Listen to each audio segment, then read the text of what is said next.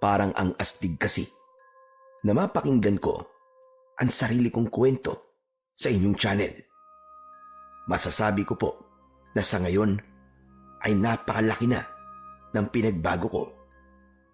At ang naging dahilan ng pagbabagong yon ay dahil sa isang karanasan na hindi ko makakalimutan. Ako nga po pala si Vergel.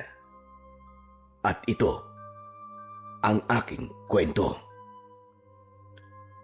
Nung binata pa po ako, ay kilala ako sa aming lugar bilang mayabang at barumbado. Binatilyo pa lamang ako ay marunong na akong makipagrambulan. Kung minsan pa nga, kahit walang dahilan, ay nakikipag-away ako basta napagtripan ko. Pero hindi ko sinasabi na tama ang ganung gawain. Kaya sana sa mga nakikinig, lalo na sa mga kabataan, ay huwag niyo kong gagayahin. Dahil walang magandang maidudulot sa kahit na anong paraan ang pakikipag-away. Hindi ako sigurado kung bakit ako nahilig sa pakikipag-away. Pero sa tingin ko, ay kulang ako sa atensyon, kaya naging barumbado ako. Kapag kasi nakikipag-away ako, ay nakukuha ko ang atensyon ng lahat. Isa pa, kulang din ako sa pagmamahal. Bata pa lamang ako nang ipamigay ako ng nanay ko sa ninang Telma ko. Matapos yun, ay nagpunta sa ibang lugar ang nanay ko at wala na akong naging balita sa kanya. Hindi naging maganda ang pagtrato ng ninang ko sa akin. Kulang na nga lang ay gawin niya akong alipin sa tindi ng pagpapahirap niya sa akin. Inintindi ko na lang siya dahil matandang dalaga siya. Sabi kasi nila, basta matandang dalaga daw ay masungit. Ngunit isang gabi ay biglang nawala ang ninang ko, Sir Blair. Isang misteryo ang pagkawala niya dahil lumabas lang siya para magpahangin. Nagtaka ako kasi napakatagal niya na hindi bumalik. At nang lumabas ako, ay tanging ang isang tsinelas na lamang niya ang nakita ko. 3 araw na ang lumipas simula nang nawala si Ninang Telma. Pero kahit ang mga pulis ay hindi alam kung paanong nawala ang ninang ko.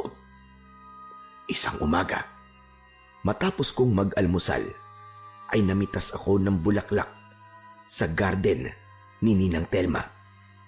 Matapos yun, ay naglakad ako papunta sa bahay ng pinakamagandang dalaga sa baryo namin.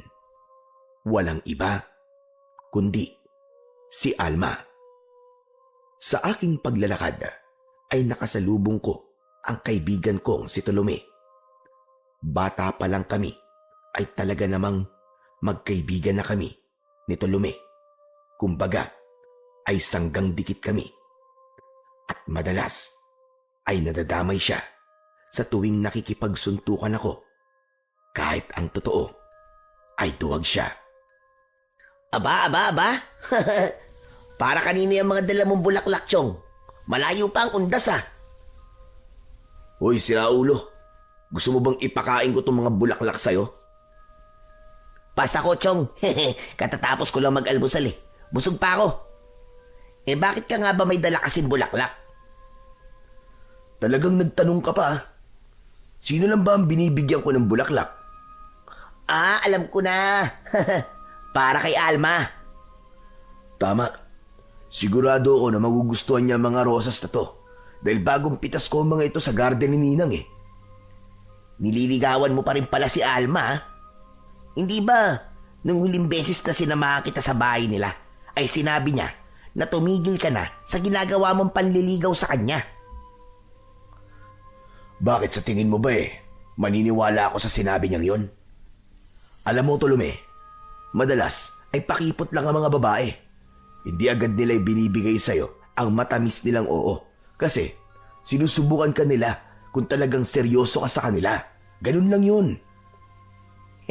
Ibig sabihin, sinusubukan lang ni Alma kung susuko ka na o hindi sa panliligaw sa kanya matapos kanyang basti din?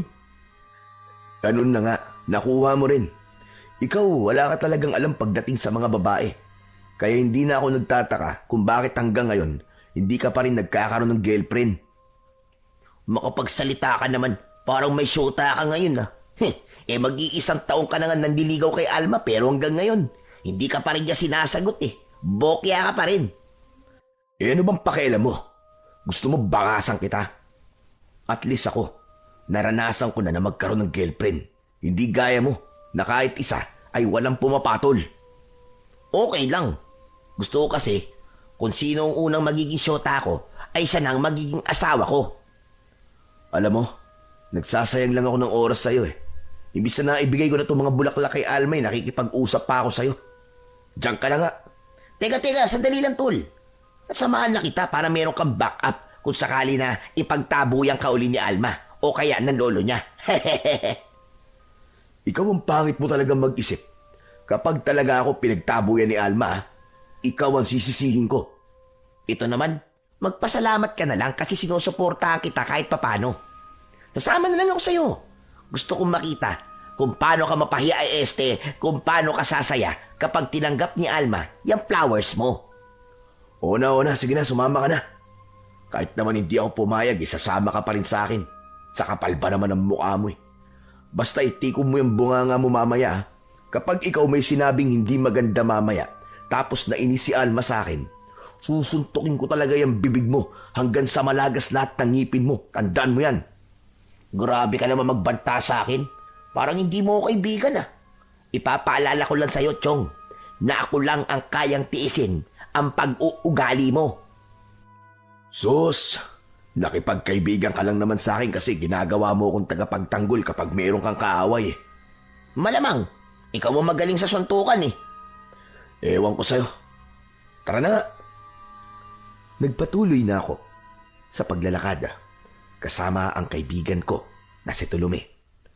Pagdating namin sa harapan ng bahay ni na Alma ay napangiti ako dahil nakita ko kagad ang magandang muka ni Alma habang nagwawalis sa labas ng kanilang bakuran.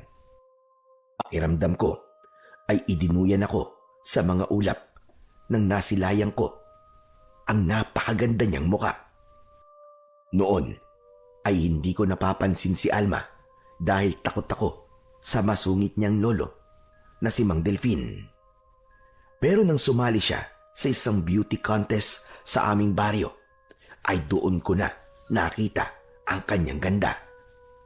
Kaya kahit nakakatakot ang lolo niya, ay naglakas ako ng loob na manligaw sa kanya. Hindi nagtagal, ay nag-angat ng muka si Alma at agad siyang sumimangot nang makita niya ako. Lolo? Lolo, tingnan niyo oh. Nandito na naman si Berhel. Naku, teka Alma.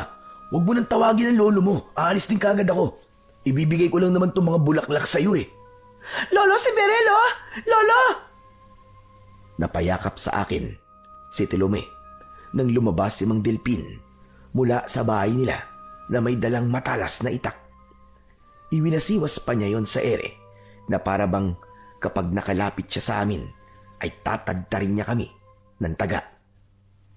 Ngunit ganun pa man, hindi ako umalis sa aking kinatatayuan. Gusto kong makita ni Alma na kahit nakakatakot ang lolo niya, ay handa akong harapin ito. Ba't napakatigas ng ulo mo? Talagang bumalik ka pa rito? Hindi ba sinabi na sa ni Alma na tigilan mo na ang panggugulo sa kanya? Hindi ka talaga marunong makinig ano? Grabe naman po kayo, Mang Delphin. Di ko naman po ginugulo si Alma eh. Eto nga po, may dala pa po akong mga bulaklak para sa kanya. Para maging maganda ang umaga niya kahit papano. Hindi gaganda ang umaga ko. Kasi, nakita kita. Itabi mo na lang ang bulaklak na yan at ilagay mo sa puntod mo kapag tinaga kita sa leeg. Kaya kung ayaw mo paglamayan mamayang gabi, ay umalis na kayo ng kaibigan mo mukhang ipinagli sa sama ng loob. Oo. Bakit pati naman ako nadamay, Mandelpin? Sinamahan ko lang naman to si Berhel eh. Pinigilan ko pa nga ito kanina eh. Pero ayaw naman niya magpapigil sa akin. Ikaw, balimbing ka talaga kahit kailan eh. Alma, tanggapin mo na lang itong mga bulaklak para makaalis na ako. Kahit lumuhod ka pa, hindi ko tatanggapin yan. Hindi ba ang sabi ko sa'yo ay tumigil ka na sa panliligaw sa akin? Hindi kita gusto at hindi kita magugustuhan. Bakit?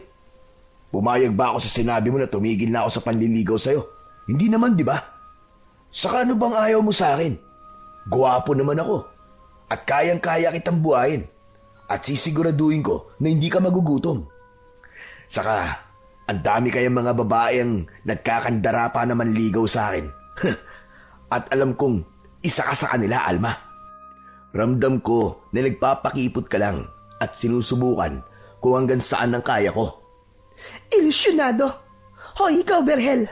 Hindi ako magkakagusto sa kagaya mong barumbado. Nagtataka ka pa kung bakit hindi kita gusto. Mga pinagsasabi mo, ang malinaw na dahilan kung bakit ayoko sa'yo. Napakayabang mo. Ang taas ng tingin mo sa sarili mo. Mayabang ako kasi meron akong ipagyayabang. Tama na yan. Hoy, ikaw, Berhel, umalis ka na. Ibis na hinahanap mo ang ninang mo nanggugulo ka pa rito ng ganito kaaga. Alis, lumayas na kayong dalawa. Nakakasira lang kayo ng araw.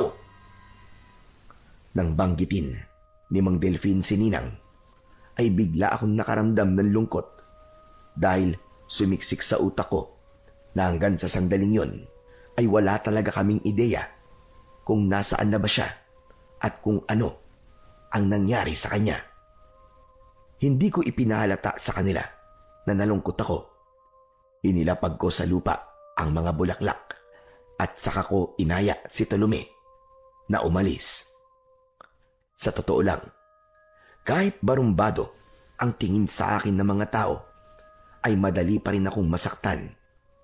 Sadyang nasanay lang ako na palaging ipakita sa lahat na matibay ako at astig. Dahil ayoko nang kinakaawaan ako. Pakiramdam ko kasi, kapag merong naawa sa akin, ay mahina akong tao. Pagbalik ko sa bahay, ay naupo ako sa may sala. Nagulat ako nang umupo sa tabi ko si Tolome. Oh, anong ginagawa mo rito? Bakit sumama ka pa hanggang dito sa bahay ko? Mukhang nasaktan ka kasi sa sinabi ni Mang Delpin tungkol sa ninang mo eh. Baka kailangan mo ng karamay. Ako? Nasaktan? Ang tagal na natin magkaibigan, Chong. Pero parang hindi mo pa pala ako kilala. Bakit naman ako masasaktan sa sinabi niya? Siyempre, sa pananalita kasi ni Mang Delpin, parang sinabi niya na wala kang pakialam kahit nawawala ang ninang mo. Hindi ako balat sibuyas, Chong, para masaktan sa mga ganong salita lang. Walang kahit na sino ang may kayang manakit sa akin, yan ang tatandaan mo. Chong, matagal na tayong magkaibigan, ikaw na rin na nagsabi. At kahit hindi mo sabihin, alam kong nasaktan ka. Hindi ka hinaan na umamin ka sa totoo mong nararamdaman. Mahirap yung kinikimkim mo kung anong nasa loob mo. Kapag yan ay naipon at sumabog, ikaw rin ang mahihirapan. Kaya kung ako sa'yo, ilabas mo na yung nararamdaman mo. Wala akong ilalabas kasi hindi naman talaga ako nasaktan eh. Huwag ka nang makulit dyan. Saka hindi totoo na wala akong pakialam na nawawala si Ninang. Kahit masama ang ugali nun sa akin, importante pa rin siya sa akin. Kasi siya ang umampun sa akin nang ipamigay ako ng nanay ko. Pero Chong, ano na palang balita sa paghahanap ng mga pulis kay Aling Telma? May balita ka na ba? Ayun, wala pa rin maisagot sa akin ng mga pulis nung humingi ako ng update sa kanila kahapon. Wala namang kasing kaaway si Ninang eh. Kung kinidnap naman siya, sana'y merong nanghihingi sa akin ng ransom para palayain siya. Pero mag-iisang linggo na siyang nawawala, Chong. Alam mo, Berhel, meron akong teorya sa pagkawala ng ninang mo eh. Naisip ko kasi, hindi ba matandang dalaga si Aling Telma? Hindi kaya meron siyang syota. Tapos, hindi niya sinasabi sa'yo. Baka nagtanan silang dalawa. Baliw. Magbibigay ka lang ng tsorya eh. Yun napakahirap ang paniwalaan. Ano bang tingin mo kay Ninang teenager para makipagtanan? Sira ulong to. Alam mo, malamang kung may boyfriend yun, ay pagsasabi niya kagad sa buong baryo natin para hindi na siya tinutukso na matandang dalaga. Nagsabi lang naman ako ng tsorya ko eh. Nasabihan pa ng baliw. Eh wala kasi sa hulog yung tsorya mo eh. Ewan ko sa'yo. Pero alam mo, Tolome, nag-aalala talaga ako para kay Ninang. Biglaan kasi ang pagkawala niya.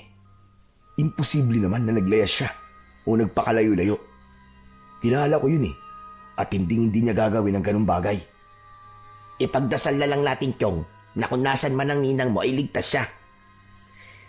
O siya, paano? Uwi na ako. Puntahan mo na lang ako sa bahay kapag kailangan mo na makakausap ha. Saka tigilan mo na si Alma, Chong. Wala kang mahihita sa kanya. Sumuko ka na.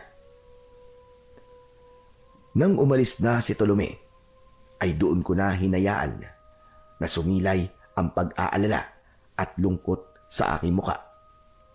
Bukod sa pagtaboy ni na Alma at Mang Delpin sa akin kanina, ay isa rin talaga sa problema ko ang pagkawala ni Ninang Telma. Sa kabila ng hindi naging magandang pagtrato niya sa akin, ay hindi ko kailanman hiniling na sana ay may mangyaring masama sa kanya. Hindi ko kasi nakakalimutan na siya ang umampon at nagpalaki sa akin kahit hindi naman niya ako kadugo. Simula nang nawala si Ninang Telma, ay ako na ang personal na nag-aasikaso sa taniman niya ng mga talong at kamatis na siyang pinagkukunan namin ng pera. Kahit papano ay may alam ako sa pagpapatakbo nun dahil sinimulan na akong turuan ni Ninang Telma ilang buwan na ang nakakaraan. Ang sabi niya ay kailangan ko daw matutunan ang paghawak sa taniman niya dahil kung sakaling mawala siya, ay ako na ang magpapatakbo nun. Isang umaga, maaga akong dumating sa taniman. Sa sobrang abala ng mga trabador doon, ay hindi nila napansin ang pagdating ko. Lalapit sana ako sa dalawang lalaking trabador na abala sa paglalagay ng pataba sa lupa nang napahinto ako dahil narinig ko ang kanilang pinag-uusapan. Narinig ko na sinabi nila na sa tingin daw nila ay ako ang may kagagawan sa pagkawala ni Ninang Telma. Baka nga raw pinatay ko si Ninang at itinapon ang bangkay sa isang lugar na walang makakakita. Sinabi pa nga ng isa na kaya ko raw pinatay si Ninang Telma ay para mapunta na sa akin ang lahat ng meron si Ninang, lalo na ang taniman at ang bahay. Halos magdilim ang paningin ko sa aking narinig. Ikinuyom ko ang mga kamay ko at naglakad ako papalapit sa dalawang lalaki. Nagulat ang dalawa nang nakita nila ako.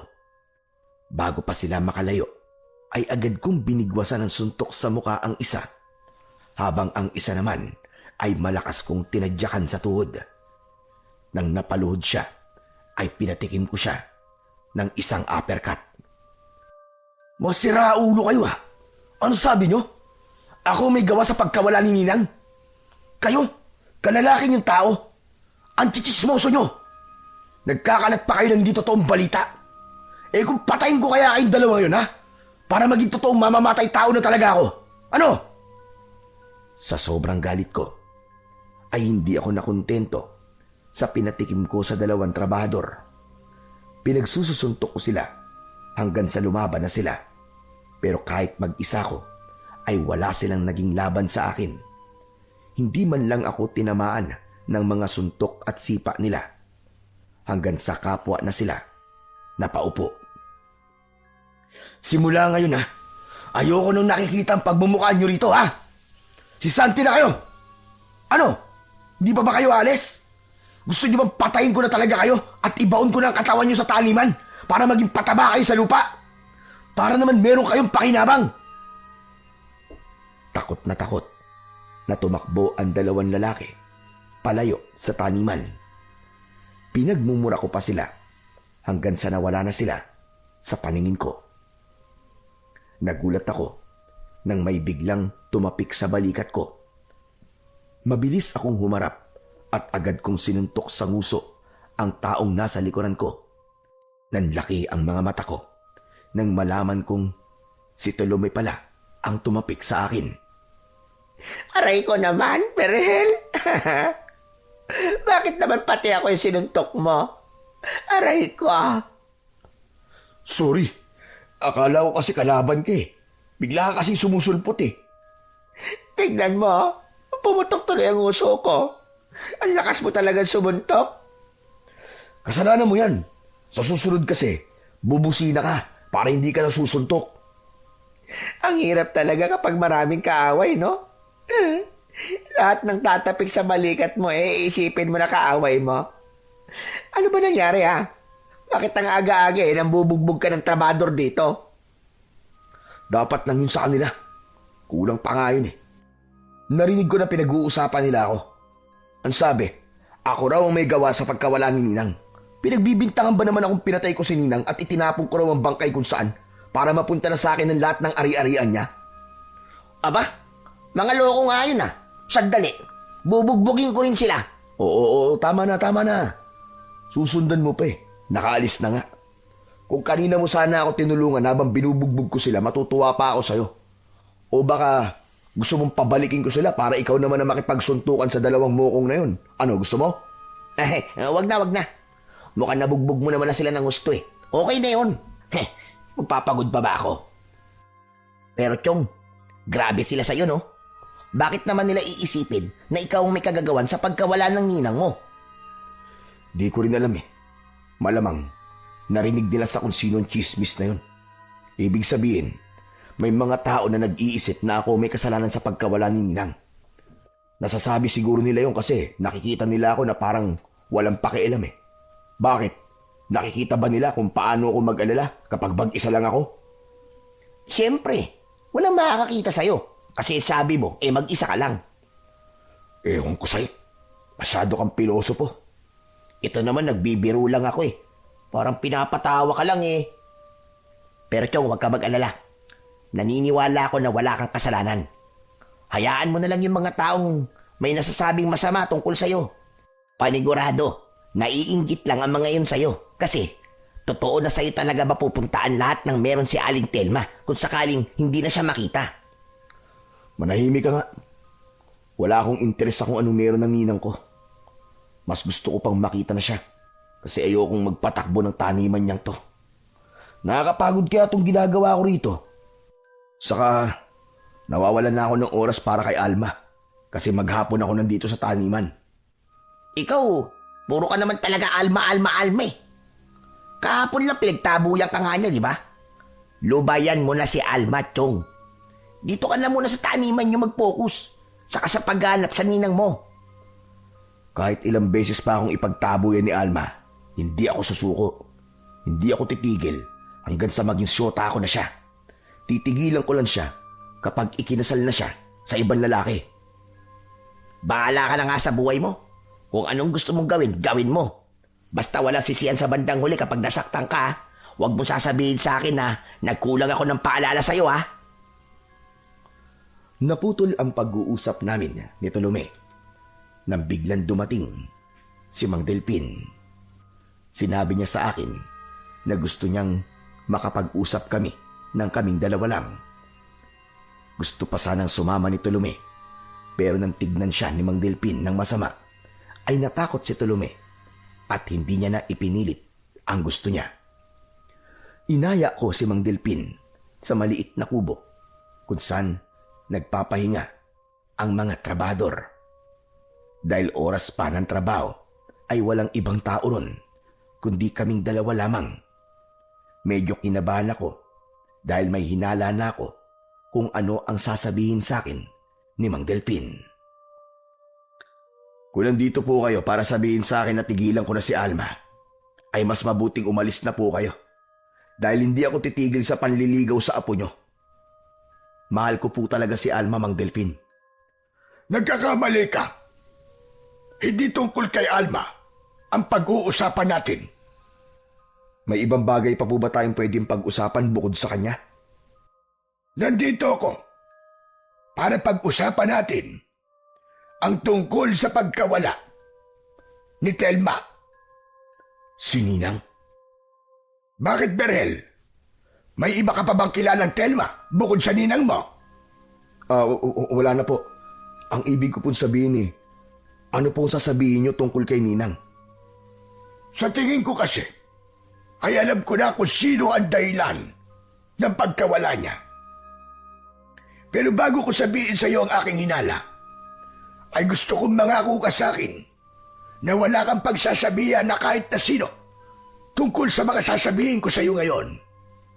Kahit dun sa kaibigan mong mukhang ipinagli sa sama ng loob. Si Tulume po ba?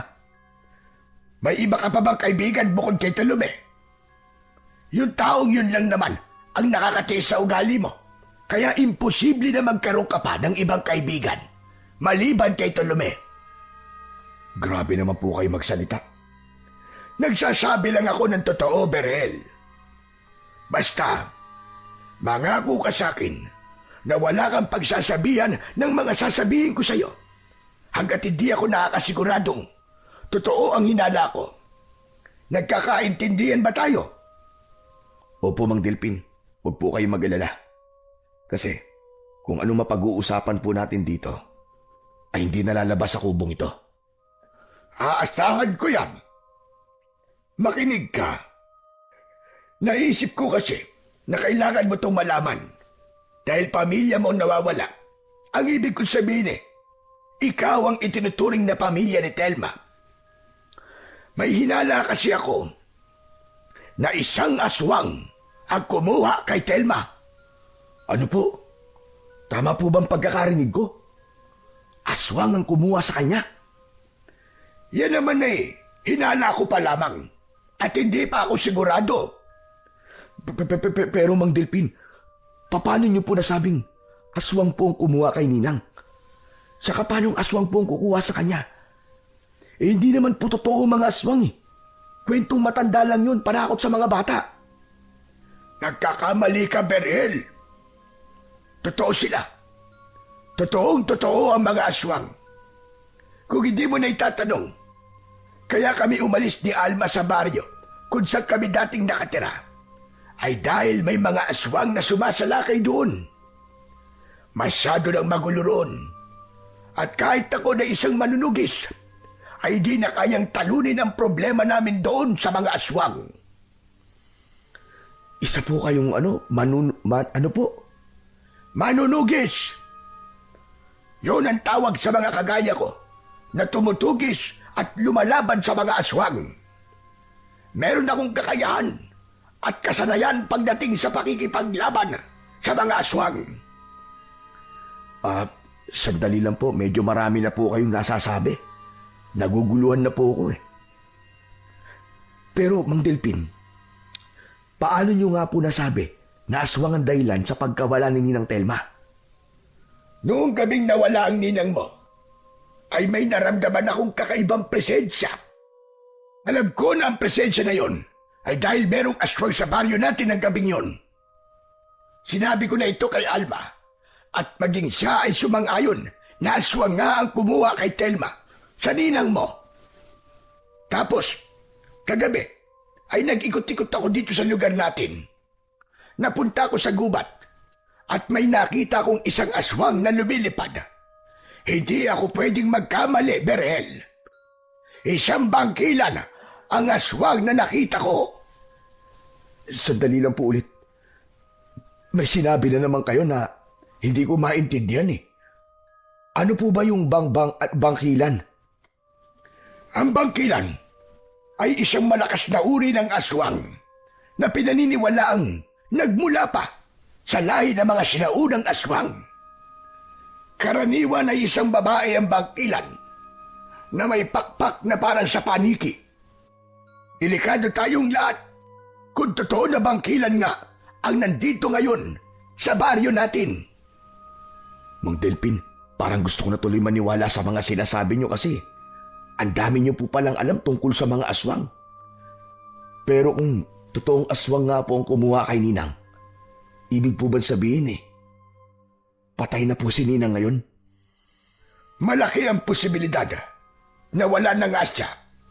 Pero hanggat wala tayong nakikitang bangkay, kailangan nating umasa na buhay pa si Telma. Kaya nga po sana naman, buhay pa po si Ninang. Kung buhay pa siya, kailangan natin siyang iligtas. Natin? Bakit parang kasama ako sa magliligtas sa kanya? Hindi po ba ang sabi niyo manunugis kayo? Di kayo na lang po magligtas sa kanya. Sigurado po ako na kapag buhay pa si Ninang at nailigtas niyo siya, ay bibigyan niya kayo ng malaking halaga ng pera. Sigurado yun. Hindi ko ililigtas ang ninang mo nang dahil sa pera.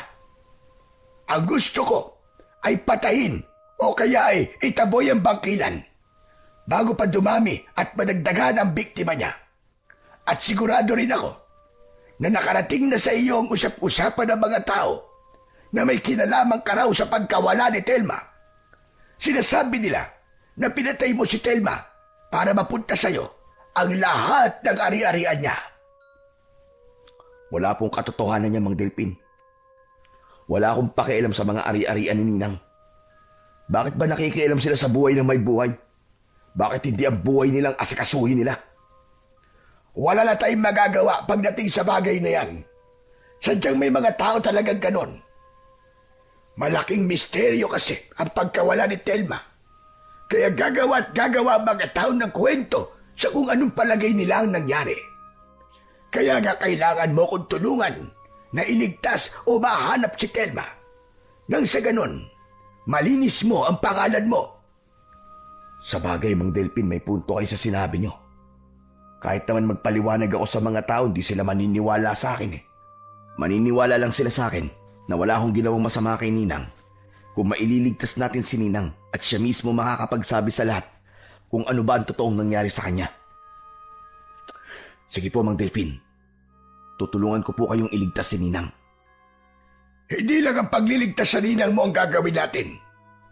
Lalabanan din natin yung bangkilan. Kung hindi man natin siya magagawang patayin, ay dapat maipakita natin sa kanya na hindi siya pwedeng manatili sa baryo natin dahil merong mga tao dito na kayang-kayang higitan ang lakas niya. Pero Mang Delpin, talaga po bang malakas at mabangis ang bangkilan na yan? Oo, ibang-iba ang lakas na meron sila kumpara sa ibang aswang. Kung pagkaraniwang aswang lang sana, ay kahit ako na lang mag-isa. Pero dahil isang bangkilan ang maaaring nandito sa baryo natin, ay kailangan ko talaga ang tulong mo. Nakakatuwa naman po, Mang Delpin. Ako pa talaga naisipan yung tumulong sa inyo. Sa bagay, siguro ay naisip nyo na ako ang pinakamalakas na lalaki dito sa lugar natin. Tama po ba ako? Mali! Malamang, sa'yo ko hihingi ng tulong dahil ninang mo naman ang nawawala. At isa pa, tutali mahilig ka naman makipag-away. Mas maganda na mapakinabangan mo yung pagiging basagolero mo sa magandang bagay. O paano? Aalis na ako. Mamayang gabi, pagkatapos mong kumain ng hapunan, ay pumunta ka sa bahay. Aba, sige po. Kung gusto niyo po, kahit doon na po ako maghapunan sa inyo para mas maaga po, nandun na ako. Tumigil ka! Alam ko yung paraan mong yan para makita lang ang aking apo. At isa pa, bago ako umalis, pwede ba tigilan mo na si Alma? Hindi ka gusto ng apo ko. Matapos yung sabihin ni Mang Delpin, ay umalis na ang matanda. Napailing na lang ako habang sinusundan siya ng tingin. Maya-maya ay isang malalim na paghinga ang aking pinakawalan. Hindi pa rin kasi ako lubusang naniniwala na may aswang o bangkilan sa aming lugar. Nakakarinig naman ako ng mga kwentong aswang sa kung kani-kaninong tao. Pero hindi ako naniniwala sa mga ganong kwento. Para kasi sa akin, hindi totoo ang aswang at ang mga ganong nilalang ay hindi nabubuhay sa mundo. Pagsapit ng gabi ay maaga akong nagluto. Habang mag-isa akong kumakain ay nakaramdam ako ng lungkot dahil ilang gabi nang mag-isa akong kumakain ng hapunan. Kahit kasi hindi naging maganda ang trato ni Ninang Telma sa akin, ay namimiss ko pa rin siya. Alam niya kasi na wala akong alam sa kusina, kaya siya ang palaging nagluluto. Simula nang nawala si Ninang, ay puro prito at dilata na lamang ang inuulam ko. Pagkatapos kong kumain ay naligo na ako. Nagbihis ako ng maayos na damit at hindi ko kinilimutang magpabango. Sinuklay ko ng maayos ang aking buhok bago ako lumabas para magpunta sa bahay ni Namang Delfin. Nang nasa harapan na ako ng pinto ng bahay nila, ay bumuga ako ng hininga sa palad ko. Inamoy ko yun at napangiti ako dahil mabango ang aking hininga. Saka ako kumatok ng 3 beses. Otomatikong rumihistro ang matamis kong ngiti nang si Alma ang nagbukas ng pinto. Mataray na inirapan ako ni Alma.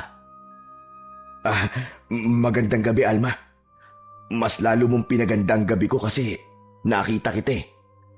Lolo, nandito na po si Berhel. Sige, pumasok ka. Maraming salamat ha. Nilakihan ni Alma ang pagkakabukas sa pinto. Pagpasok ko ay pinaupo niya ako. Nagtungo sa kusina si Alma at humarap siya sa batalan para hugasan ang mga pinggan. Hindi nagtagal ay lumabas si Mang Delfin sa isang kwarto at nagulat ako dahil may dala siyang espada. Mahaba ang espadang hawak ni Mang Delfin. Sa tingin pa lang ay alam kong napakatalim nun. Ang hawakan nun ay kulay ginto at merong mga nakaukit na simbolo na wala akong ideya kung ano ang ibig sabihin. Wow! Grabe! Ang angas naman ng espada na yan, Mang Delfin. Ang ganda! Sa inyo po ba yan? Malamang sa akin to. Nakita mo namang hawak ko, di ba? Yan po bang gagamitin yung armas sa pakikipaglaban dun sa bangkilan? Oh, tama ka. Ito nga. Ikaw, may dala ka ba? Kahit man lang itak. Wala po eh. Hindi niyo naman kasi sinabi sa akin na kailangan kong magdala eh. Ang bihira. Kailangan ko pa bang sabihin sa iyon? Gayong alam mo naman na pakikipaglaban sa aswang ang gagawin natin. Saka talagang pumorma ka pa ha. Ang sakit sa ilong ng pabango mo. Akit ka ba ng ligaw? Opo sana eh, kay Alma. Bago po sana tayo makipaglaban sa aswang eh, manliligaw muna ako. Hindi pwede. Hindi ka ba talaga marunong umintindi? Sinabi ko na nga sa'yo na ayaw sa'yo ni Alma. Maghanap ka na lang ng ibang babaeng liligawan mo at huwag mong sayangin ang oras mo sa apo ko. Saka talagang panliligaw pa ang uunahin mo kaysa sa ninang mo na nawawala. Ayos lang po na masayang ang oras ko. Basta kay Alma ko po yung sasayangin. Alam mo ikaw, Berhel, kung hindi mo lang ninang ang nawawala, ay hindi ikaw ang hihingan ko ng tulong. Alma, kunin mo nga dyan yung isang itak. Teka, bakit po? Ano pong gagawin niyo sa itak? Kumalma ka, hindi kita tatagain.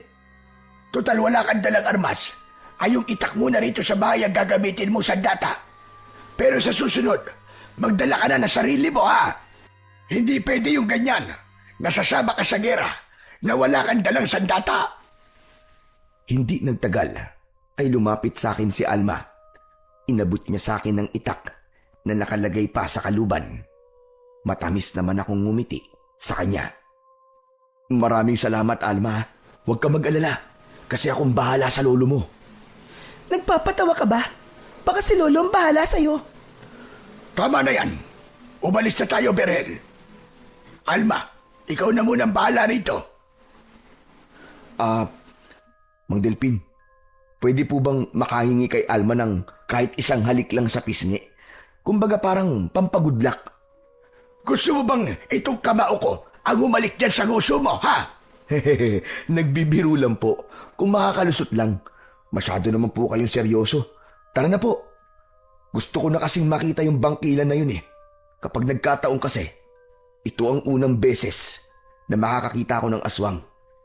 Sigurado ako na kapag nakita ko ng personal yung aswang, talagang maniniwala na ako sa mga sinasabi niyo, Mang Delfin. Ang dami mo pa sinasabi. Tara na! Lo, mag-iingat ka po ha. Hindi na lang po ako matutulog para hintayin kayo. Huwag ka mag-alala. Alam mo na hindi ito ang unang beses na gagawin ko to, Apo. Pagkaalis namin, ay magsarado ka na ng mga pinto at bintana. Ikaw nang bahala rito. Alma, ako ba? Hindi mo sasabihan na mag-ingat? Che, asa ka pa? Bakit? Lolo ba kita? Sabi ko nga, Mang Delfin, tara na. Nauna akong lumabas ng bahay ni na Alma. Isang malalim na paghinga ang pinakawalan ko. Sa totoo lang, nagtatalo pa rin ang utak ko kung totoo ba ang bangkilan o hindi. Isa rin sa dahilan kung bakit ako nagdesisyong sumama kay Mang Delfin sa gabing yon ay para malaman kung totoo nga bang may aswang. Maya-maya ay lumabas na si Mang Delfin. Nakasabit sa likod niya ang espada at may dala siyang lampara. Nagsimula na kaming maglakad papunta sa gubat. Kinailangan pa naming tumawid sa ilog bago kami nakarating sa bukana ng gubat. Nang nasa loob na kami ng kagubatan, ay bigla akong nakaramdam ng kaba. Wala kasi akong ideya sa kung ano ang mangyayari sa amin sa gabi na yon. Mang Delfin, sigurado po ba kayo na nandito po sa gubat yung sinasabi niyong bangkilan? Hindi ba't sinabi ko na sa iyo na dito ko siya nakitang lumilipad? Malamang dito siya nagtatago para hindi siya makita kagad ng mga tao. Sa totoo lang, Mang Delfin, parang medyo kinakabahan ako eh. Kung tao siguro ang kakaharapin natin, kahit wala na ako nitong itak, okay lang eh. Pero para magdala kayo ng ganyang espada, mukhang matindi talaga makakalaban natin ngayon. Saan niyo po pala nakuha yung espada na yan? Paano po kayo nagkaroon yan? Ipinamana pa sa akin to ng lolo ko na isa ring manunugis ng mga aswang. Binata pa lamang ako ay nasa akin ang espadang ito. Ayon sa kwento ng lolo ko, ibinigay sa kanya ng kaibigan niyang engkanto ang espadang ito para magamit niya sa pakikipaglaban sa mga aswang. Kumbaga, ginawa talaga ito para sandata laban sa mga aswang. Totoo rin po pala mga engkanto. Sa paniniwala ko ay oo. Naniniwala ko na hindi lang tayong mga tao at mga hayop ang naninirahan dito sa mundo. Maraming misteryo ang mundong ito na mahirap paniwalaan. Pero totoong totoo. Nagpatuloy kami ni Mang Delfin sa paglalakad sa gitna ng gubat. Panay ang linga niya sa paligid at kapag meron siyang naririnig na kaluskos, ay agad kaming nagtatago. Kapag sigurado na siya na ligtas na, ay saka lang kami lumalabas at naglalakad ulit. Paminsan-minsan ay tinitignan ko ang espada ni Mang Delfin. Natutokso ako na hawakan yon dahil hindi pa ako nakakahawak ng ganong klase ng espada hanggang sa hindi ko na napigilan ang sarili ko. Sandali lang, Mang Delfin. Ano kasi, pwede ko bang mahawakan yung espada nyo? Wag na! Kundi ikaw ang nagmamay-ari nito, ay hindi mo ito mabubuhat. Po? Ibig niyo po bang sabihin ikaw lang pong nakakabuhat niyan? Ganun ba? Tama ka, ganun na nga. Kaya wag mo nang subukan. Sus, hindi niyo ba nakikita tong muscle ko? Sa laki ng braso ko, sigurado akong kayang-kaya kong buhatin yan. Isang sako nga ng bigas, kaya kong buhatin eh. Yan pa kaya? Sige, tutalay mayabang ka rin lang. Pagbibigyan kita. Kapag itong espada hindi mo nabuhat, hindi ka na talaga pwedeng manligaw kay Alma. Oh, bakit naman naisali pa si Alma sa usapan natin? Para mas magpursigi ka, nabuhatin itong espada ko. Sige na nga po. Basta kapag nabuhat ko yan papayagan nyo na ako manligaw ulit kay Alma at hindi na kayo magsusungit sa akin kahit kailan. Walang problema. Pumapayag ako sa sinabi mo na yan. Hanggang sa inilapag ni Mang Delfin ang espada sa lupa. Matiim kong tinitigan ng espada at inunat ko pa ang aking mga braso at pinaputok ang aking mga daliri. Yumuko ako at hinawakan ko ang hawakan ng espada gamit lamang ang dalawa kong kamay. Tiwala ako na magagawa ko yung buhatin dahil alam ko na malakas ako. Pero nang sinubukan kong iangat ang espada, ay hindi ko man lang yon nagawang maigalaw. Ilang beses kong sinubukan, pero nabigo lang ako. Lahat na yata ng lakas na meron ako ay ginamit ko na, pero hindi ko man lang nagawang iangat sa lupa ang espada ni Mang Delfin. Hanggang sa sumuko na lang ako. Tagaktak na ang pawis sa aking muka at medyo mabilis na ang aking paghinga. Ayoko na. Grabe, suko na ako. Napakabigat pala talaga niyan. Akala ko ba ay kaya mo? Mukhang kakaiba talaga yung espada nyo Hindi ko pala talaga kayang buhatin yan. Galing talaga sa engkanto. Hindi ka na talaga pwedeng manligaw sa apo ko. Pero Mang Delfin, ang usapan ay usapan at hindi na yung pwedeng mabago. bad trip naman Saka kahit payagan kitang ligawan si Alma, ay wala ring mangyayari. Kasi wala siyang gusto sa'yo. Ayaw niya sa'yo. Ayaw ng apo ko sa mayabang at sa basugulerong kagaya mo. Bakit ba ayaw niya sa ganung lalaki? Mas okay nga yun kasi mayroong magtatanggol sa kanya. Kasi matapang ako. Alam mo, iho, ang tunay na tapang ay yung kayang ilugar ang tapang niya. Hindi gaya mo na palaging naiisip na solusyon sa isang problema ay away at suntukan. Magsasalita pa sana ako nang biglang humangin ng napakalakas. Nagimbal ako dahil halos yumuko na ang mga puno ng kawayan na nasa hindi kalayuan. Nalaglag ang mga dahon mula sa mga puno. Sinundan yon ng kakaibang huni na parabang mula sa isang napakalaking ibon. Nagulat ako nang hinila ako ni Mang Delfin sa braso. Dinala niya ako sa likod ng isang makapal na halaman. Pinatay niya ang sindi ng lampara. Nang muling umalingaw-ngaw ang malakas na huni, ay tumingala ako at doon ay nakita ko ang isang nilalang na lumilipad. Sigurado ko na hindi yun isang malaking ibon dahil meron yung mga kamay at paa. Kung titignan ay para yung isang taong may napakalaking pakpak. Mang Delfin, yun na po ba ang bangkilan? Oo, siguro naman ay naniniwala ka na ngayon sa akin. Dito lang muna tayo. Hindi niya tayo pwedeng makita kagad dahil mahihirapan tayong dumepensa kung aatakihin niya tayo mula sa itaas. Kailangan nating malaman kung saan siya naglulungga at baka nandun ang ninang mo. Labis ang kilabot na nararamdaman ko ng mga sandaling yon. Nagtaasan ang balahibo sa mga braso ko habang pinapanood ko ang paglipad ng aswang na bangkilan. Paikot-ikot lang siya sa ere at wala akong ideya kung bakit niya yon ginagawa. Hindi nagtagal ay bumaba na ang bangkilan. Lumapag siya hindi kalayuan sa pinagtataguan namin ni Mang Delfin. Nang nakita ko siya sa mas malapitan, ay doon ko nasilayan ang nakakatakot niyang itsura.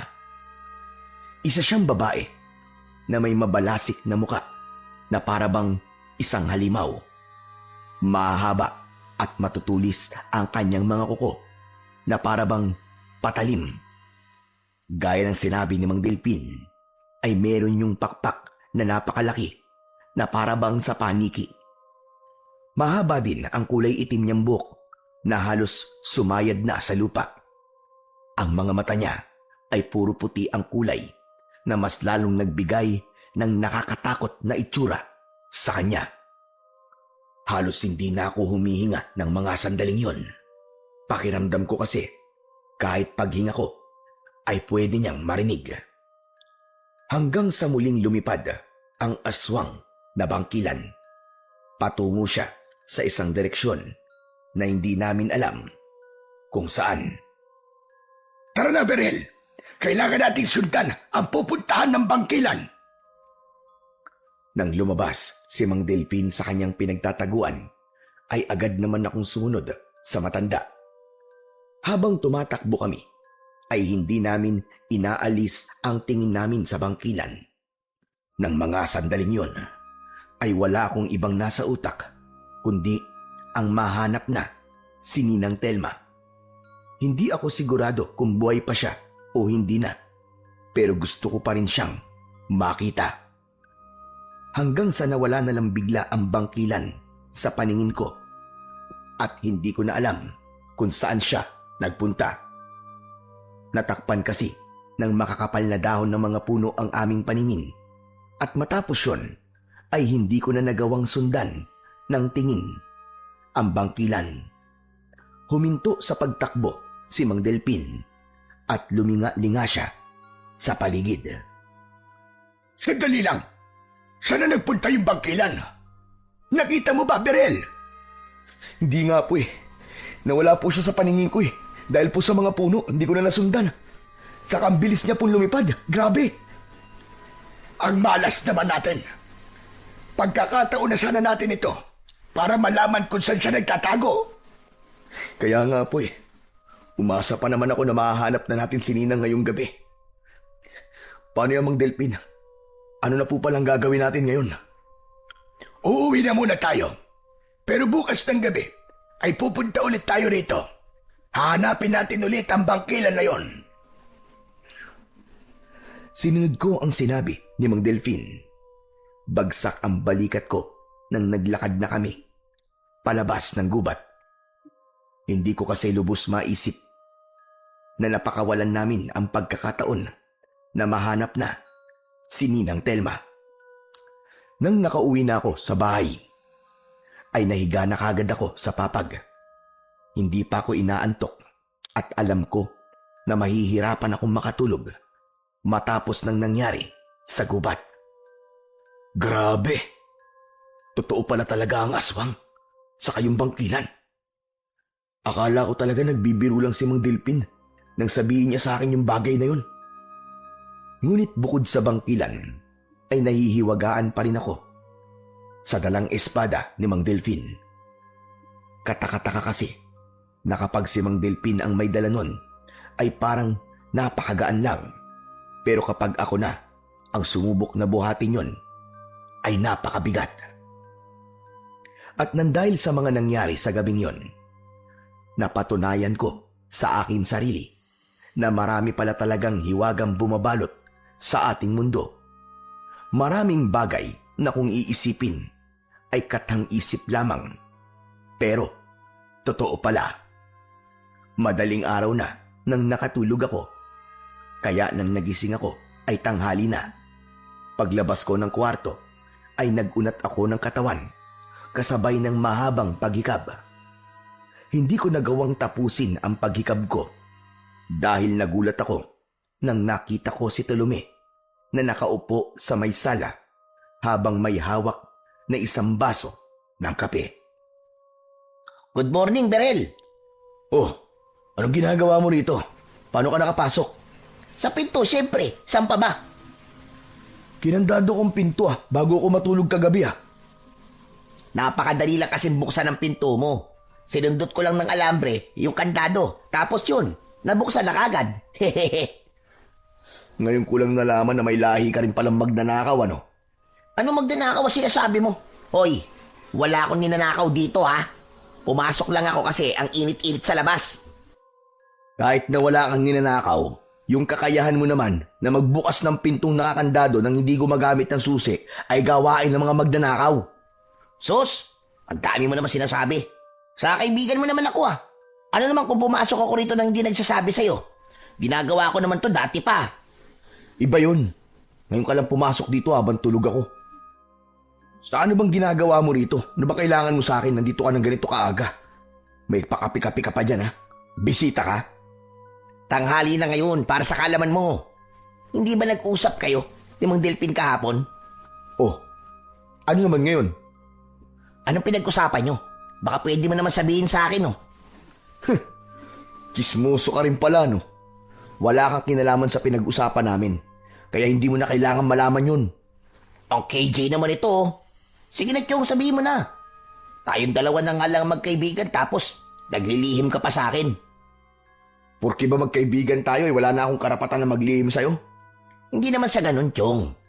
Pero, curious lang kasi ako sa kung bakit kailangan nyo mag-usap ni Mang Delpin ng kayong dalawa lang. Kung tungkol kasi kay Alma ang pinag-usapan nyo, sigurado ko nasasabihin niya yun kahit nandun ako. Kung makapagsalita ka, para kang investigador ah. Alam mo, isipin mo na lang na hindi yun nangyari. Tapos. Paano ko gagawin yun? Halos hindi na nga ako nakatulog kagabi dahil sa kakaisip eh. Sige na, Chong, sabihin mo na sa akin. Kahit anong pilit pang gawin mo sa akin, ay hindi ko sasabihin sa iyo ang pinag-usapan namin ni Mang Delpin. Saka nangako ko kay Mang Delpin na hindi ko sasabihin sa kahit na sino yun na pag-usapan namin kahapon. Sabi ko na nga ba importante yung pinag-usapan nyo eh. Kasi kung wala lang yun, bakit kailangan mangako ka pa sa kanya ng ganun? May tinatago ka talaga sa akin, Chong. May sinabi ba ako na wala akong tinatago? Sige, para matahimik ka na, bibigyan kita ng ideya sa pinag-usapan namin. Basta, tungkol kay Ninang Telma. Okay ka na ba? Bakit? May alam ba si Mang Delpin sa pagkawala ni Aling Telma? Hanggang doon na lang ang pwede kong sabihin sa'yo. Hanggat walang sinasabi sa akin si Mang Delpin na pwede ko nang ipagsabi yung nalalaman namin, ay hindi ako magsasalita. Grabe ka, Chong. Nakakapagtampo ka na. Ganyan ka na pala ngayon, ha? Huwag ka nang makulit, Palumi. Ubusin mo na yung kape mo at umalis ka na. Hindi ko na hinintay na magsalita si Tolome dahil paniguradong hahaba pa ang pag-uusap namin. Nagtungo ako sa kusina para magtimpla ng kape. Hindi nagtagal ay umalis na si Tolome.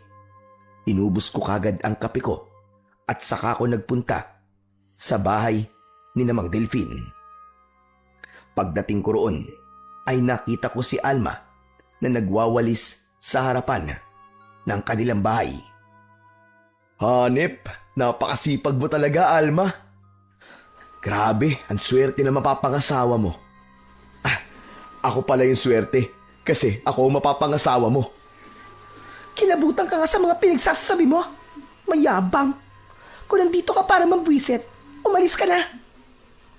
Ito naman, galit ka naman kaagad sa akin. Alma, si Mang Delpin talaga ang ipinunta ko rito. Kailangan ko kasi siyang kausapin eh. Nandun siya sa likod. Puntahan mo na lang.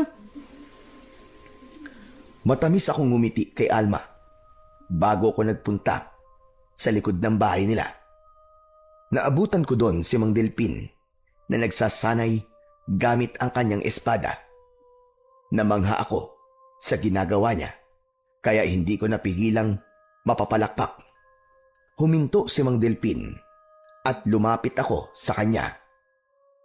Anong ginagawa mo rito? Mang Delpin, itatanong ko lang po kasi kung sasabihin na ba natin sa mga tao yung tungkol sa bangkilan. Mangyaring si Tolome kasi, kinukulit niya akong sabihin ko sa kanya yung napag-usapan natin kahapon. Sa ngayon, wag muna. Alam mo namang ito ang unang beses na nagkaroon ng aswang dito sa baryo na to. Tapos bangkilan pa.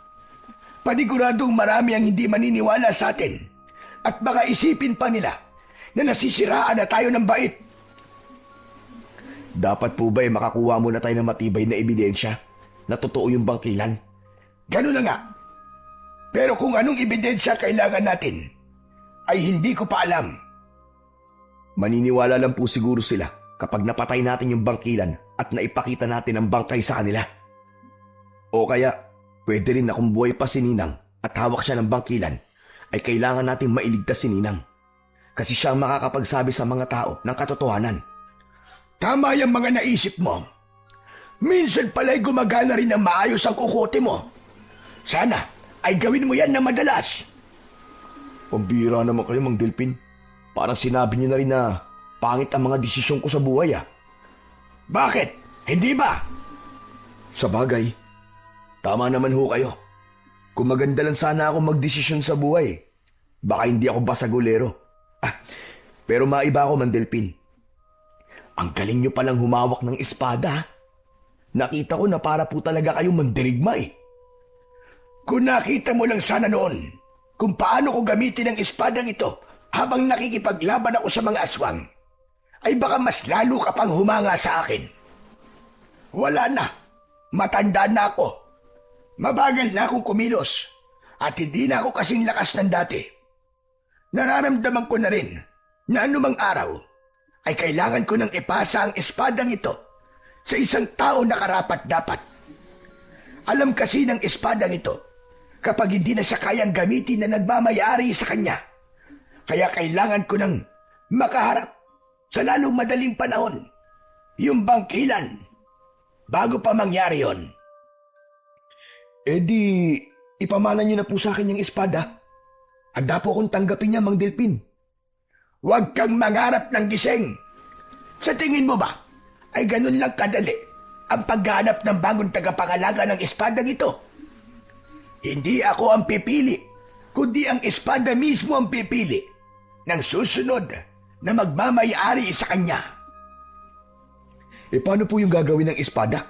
Hindi naman nakakapagsalita yan Hindi mo na kailangan malaman pa kung paano, dahil sigurado naman ako na hindi ang kagaya mo ang pipiliin ng espada. Mukhang wala ka na rin namang sasabihin na importante, ay baka pwedeng umalis ka na. Nakakaabala ka lang sa pag-iensayo ko. Sige po, babalik na lang po ako mamayang gabi. Napapakamot sa likod ng ulo na umalis ako para bumalik na sa bahay namin. Doon ay naisipan ko rin na magsanay, kaya kinuha ko ang itak. Nagpunta ko sa likod ng bahay at inisip ko na bangkilan ang puno ng saging na naroon. Pinagtataga ko ang puno ng saging, pero tumigil din ako dahil napagtanto ko na hindi dapat ganong pagsasanay ang ginagawa ko. Hindi kasi gumagalaw yung puno ng saging habang ang bangkilan ay gumagalaw at nakakalipad pa. Kaya inihinto ko kagad ang pagsasanay at nagdesisyon na lang akong magpahinga dahil paniguradong mamayang gabi ay mapapagod na naman ako sa pagtugis sa aswang na bangkilan. Sa mga sumunod na gabi ay palagi kami nagpupunta ni Mang Delpin sa gubat upang hanapin ang kinaroroonan ng bangkilan. Tanging si Alma lang ang nakakaalam ng ginagawa namin at walang alam ang ibang mga tao sa baryo namin. Kahit mahigit 1 linggo nang nawawala si Ninang Telma, ay umaasa pa rin ako na buhay pa rin siya. Hindi ko kasi nararamdaman na patay na siya. Saka bago ko matulog, ay palagi kong sinasabi sa Panginoong Diyos na kung wala na si Ninang, ay bigyan niya ako ng senyales. Pero kahit isang senyales na wala na talaga si Ninang, ay wala akong nakita o naramdaman. Hanggang sa isang dalaga naman ang sunod na nawala sa baryo namin. Ayon sa pamilya ng nawalang dalaga, ay lumabas ng sandali ang dalagang yon para kunin ang sinampay sa labas, pero hindi na nakabalik. Gabi nang nangyari yon. Hindi pa roon natapos ang pagkawala ng mga tao sa baryo namin. Sa 2 magkakasunod na gabi ay 2 pa ang misteryosong nawala at lahat ng pagkawala nila ay nangyari ng gabi. Isang hapon, naging bisita ko si Mang Delpin. Sa may sala ng bahay kami nag-usap at kahit wala pa siyang sinasabi sa akin, ay alam ko na kagad kung ano ang pag-uusapan naming dalawa. Mukhang tama nga ang hinala natin na ang bangkilan ang kumukuha ng mga tao dito sa lugar natin, Berhel. Kaya nga po, Mandelpin eh. At napapansin ko rin po na puro babae ang kinukuha niya. Tama ka. Yan rin ang napansin ko. Naisip ko rin na may pagkakapareho ang mga babaeng kinukuha ng bangkilan. Pero hindi ko matukoy kung ano ang pagkakapareho ng mga babaeng nawawala ngayon. Hindi po kaya mga dalaga lang ang kinukuha niya? Dalaga rin naman po si Ninang Telma, di ba? Posible ang sinabi mo. Pero nararamdaman ko na mayroon pang mas malalim na dahilan kung bakit mga dalaga ang kinukuha ng bangkilan. Kaya kailangan na nating malaman kung saan dinadala ng kalaban natin ang mga biktima niya. Baka kasi buhay pa sila. Nag-aabol na tayo ng oras ngayon, Berhel. Bawat minutong lumilipas ay napakahalaga. Buhay ang nakataya rito. Simula noon, ay mas lalo kaming naging porsigido ni Mang Delpin sa pagganap sa aswang na bangkilan. Pero ng panahon na yon, pakiramdam ko ay naghahanap kami ng isang piraso ng karayom sa isang tambak ng dayami. Halos napuntahan na namin ang lahat ng parte ng gubat. Pero kahit isang bakas ng bangkilan ay wala kaming nakita. Isang umaga, habang nagkakape ako sa labas ng bahay, ay nakita ko si Mang Delpin na palapit sa akin. Umupo siya sa tabi ko habang bakas ang pagkabahala sa kanyang muka. Inaya ko siya sa loob ng aking bahay para makapag-usap kami ng maayos. May nawala na naman pala kagabi, Berhel. Dalaga na naman. Yung anak ni Carmela.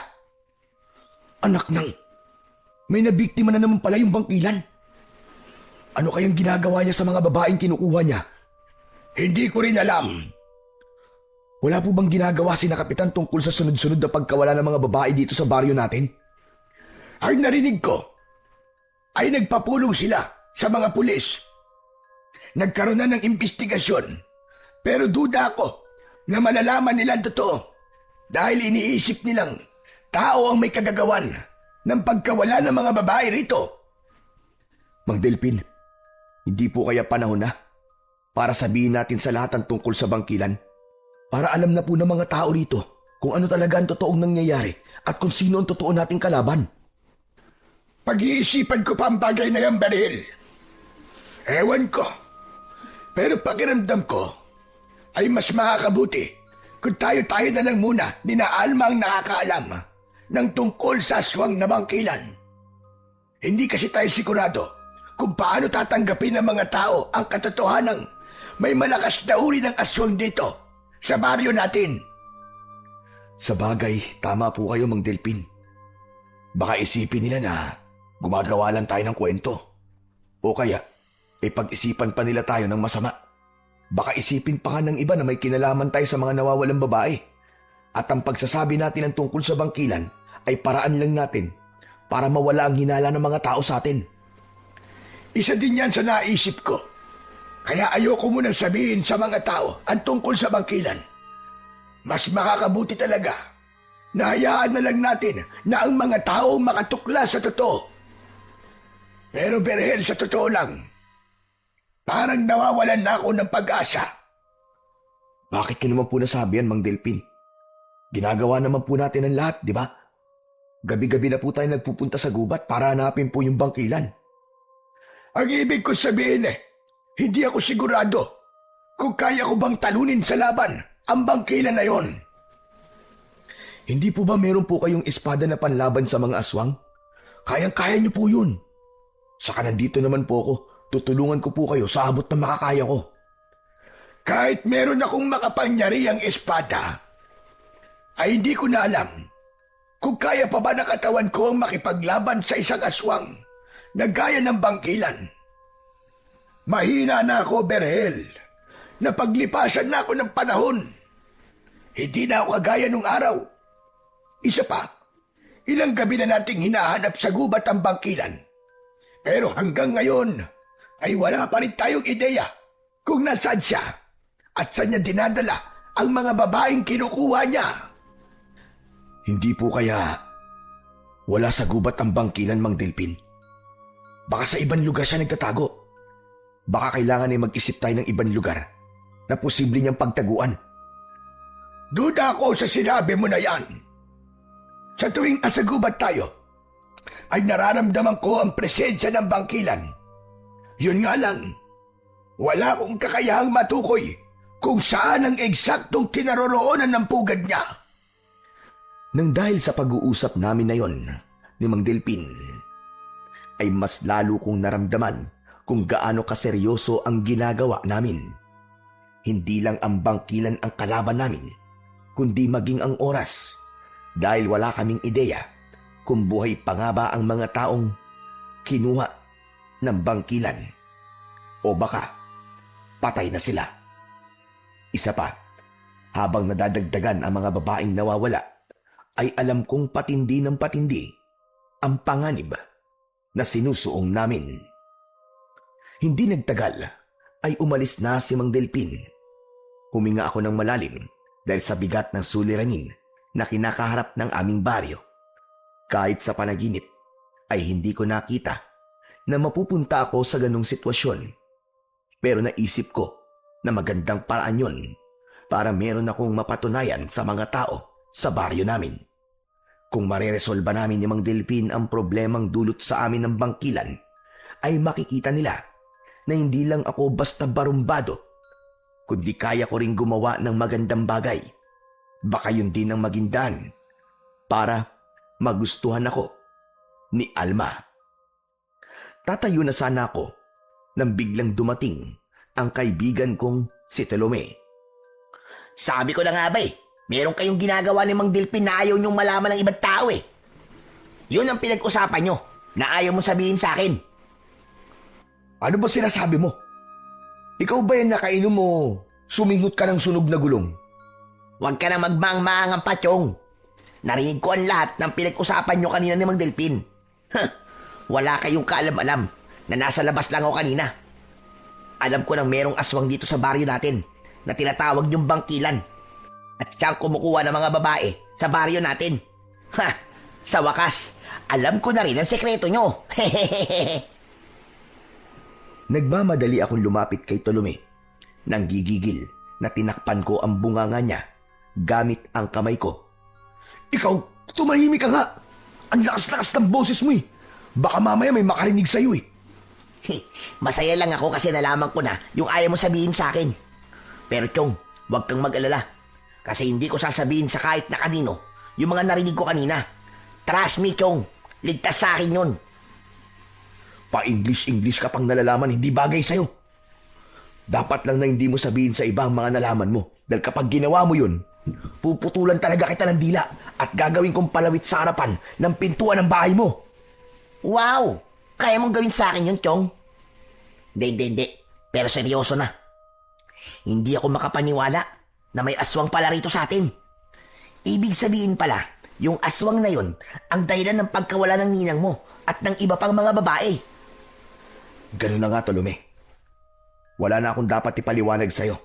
Kasi, narinig mo na ang lahat kanina. Chismoso ka talaga no? Huwag ka mag-alala. Kasi malinaw ang pandinig ko, kaya malinaw ko rin narinig ang lahat. Hindi na mapapagod ang bunganga mo sa pagpapaliwanag sa akin. Ang ipinagtataka ko lang, Chong.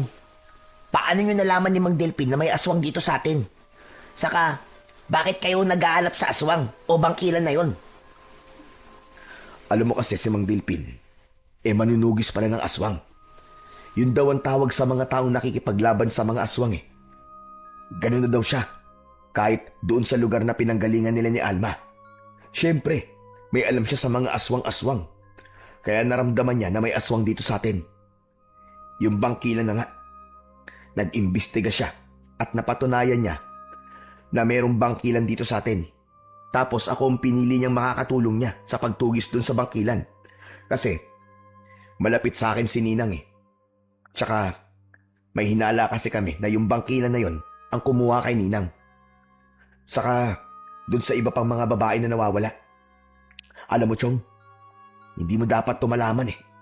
Mayayari ako nito kay Mang Delpin eh. Hayaan mo na. Ang sabihin mo na lang sa kanya ay ako ang mismong nakaalam kasi narinig ko ang pag-uusap nyo. Tsaka, magkaiba naman yun sa kusang sinabi mo sa akin, di ba? Sabagay, basta, huwag mong sasabihin sa kahit na kaninong mga nalaman mo ha. Alam mo na ang mangyayari sa'yo. Naku, aabutin ka talaga. Ito naman paulit-ulit. Wala ka ba't tiwala sa akin? Pero alam mo, Chong, sa totoo lang, nagulat talaga ako na merong aswang dito eh. Sa tagal ko nang nabubuhay, ngayon lamang nagkaroon ng aswang dito sa atin. Ang astig, no? Sira ulo, anong astig dun? At dami ng babaeng nawawala ngayon. At baka yung bangkilan na yun ang may gawa. Paniguradong habang hindi pa namin napapatay ni Mang Delpin yung bangkilan, ay patuloy na madadagdagan ng mga nawawala. Mag-iisang linggo na nga yata naming hinahanap yung bangkilan na yun eh, pero hanggang ngayon, wala pa rin kaming ideya kung nasang parte siya ng gubat. Nakita na kasi namin yun ng isang beses. Kaya lang, napakabilis niyang lumipad. Nawala kaagad sa paningin namin. Ano? Lumilipad pala ang bangkilan na yon? Oo, Chong. Ganun siya kalupit. Kaya paniguradong mahirap kalaban ang aswang na yon. Eh di sama niyo ako ni Mang Delpin. Sasamahan ko kayo na labanan yung bangkilan. Dagdag lakas din ako sa inyo. Nagpapatawa ka ba? Ikaw, tutulungan kaming tugisin yung bangkilan. Ikaw ang numero unong duwag na kilala ko eh. Tumigil ka nga, Tolume. Paniguradong magiging pabigat ka lang sa amin ni Mang Delpin pag nagkataon. Grabe ka namang makapanglait sa akin. Hindi kita minamaliit. Nagsasabi lang ako ng totoo, Chong. Ang gawin mo, itikom mo yung bibig mo at sarininin mo na lang lahat ng nalaman mo ngayon. Nagkakaintindihan ba tayo? Oo na. Paulit-ulit ka naman masyado. Itong tandaan mo, Tolume ha. Kapag hindi ka tumpad sa usapan natin, tatapusin ko ng pagkakaibigan natin dalawa. Seryoso ako, Tolume. Talagang hindi ko sasabihin sa iba. Takot ko na lang na hindi na tayo maging magkaibigan. Sa totoo lang, alam ko sa sarili ko na hindi ko kayang tapusin ang pagkakaibigan namin ni Tolume kahit pasabihin niya sa iba ang nalaman niya sa amin ni Mang Delpin. Hindi ganun kababaw ang pagkakaibigan namin ni Tolume. Tinakot ko lang siya para hindi malaman ng iba ang ginagawa namin ni Mang Delpin. Alam ko kasi na hindi papayag si Tolume na masira ang aming pagkakaibigan. Kaya yun na lang ang ginamit ko para manahimik siya. Pagsapit ng gabi, gaya ng nakasanayan namin ni Mang Delpin, ay muli kaming nagtungo sa gubat para sa pag-asang makikita na namin ang kinaroroonan ng bangkilan. Nagkasundo kami na maghiwalay sa paghahanap at magkita na lamang sa bukana ng gubat makalipas ang 1 oras. Yun ang unang beses na naghiwalay kami ni Mang Delpin sa paghahanap sa gubat, kaya hindi ko naiwasan ang makaramdam ng takot. Ngunit ganun pa man, inisip ko na ginagawa ko yun para kay Ninang Telma at sa iba pang mga nawawala. Matapos ang mahigit 1 oras, ay nagkita kaming muli ni Mang Delpin sa may bukana ng gubat. Parehas kaming bigong matagpuan ang pinagtataguan ng bangkilan. Sinabi ni Mang Delpin na bukas na lang ulit ng gabi namin hahanapin ang bangkilan. Kaya naman, naglakad na kami pabalik sa aming baryo. Mang Delpin, bakit ba tuwing gabi lang natin hinahanap yung bangkilan? Bakit hindi natin siya hanapin sa umaga para may liwanag pa? Dahil hindi lalabas ang bangkilan sa pinagtataguan niya kapag may araw pa. Mas madali kung sa gabi natin siya hanapin kasi ganung oras siya lumalabas. Tumangutango lang ako kay Mang Delpin bilang tugon. Nang nakarating na kami sa bahay ni Mang Delpin, ay kinabahan ako nang napansin kong wasak ang pinto ng bahay nila. Nagmamadali kaming pumasok at mas lalong tumindi ang kaba ko dahil magulo ang lahat ng gamit na naroon. Parang may isang napakalakas na bagyo ang rumagasa doon. Agad naming hinanap si Alma pero hindi namin siya nakita. Kahit sa likod ng bahay ay wala din siya. Hindi po kaya kinuha na rin ng bangkilan si Alma? Yan din ang hinala ko. Sa itsura ng bahay namin, ay malinaw na maging siya ay kinuha na rin ang hayop na bangkilan na yon. Nagulat ako nang naglakad si Mang Delpin pabalik sa gubat. Sinundan ko siya at sinubukan ko siyang pigilan. Teka, Mang Delpin, sandali lang po. Ano pong gagawin niyo? Saan kayo pupunta? Kailangan kong iligtas ang apo ko. Hindi ko kayang palipasin ang gabing ito nang hindi ko siya naililigtas. Sasamahan ko po kayo. At sasama rin ako sa inyo. Nagulat kami ni Mang Delpin nang marinig namin ang boses ni Tolome sa likuran namin. Huminto kami at paglingon namin ay naroon nga si Tolome. Meron siyang dalang kawayan na matulis ang dulo. Mang Delpin, magpapaliwanag ako sa inyo. Huwag po muna kayo magalit sa akin ha. Ganito po kasi yun. Narinig po ni Tolome yung pinag-usapan natin kanina. Kaya alam na niya ang sekreto nating dalawa. Wala na akong pakialam kung malaman ni Tolome o na kahit na sino pa ang tungkol sa bangkilan.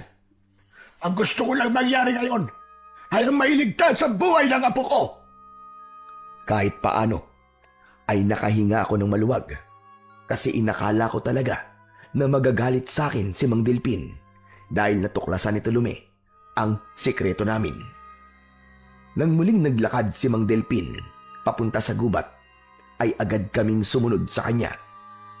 Hinayaan ko na lang na sumama si Tolome sa amin at umasa ako na talagang makakatulong siya sa amin sa pagliligtas kay Alma at sa iba pang mga kinuha ng bangkilan.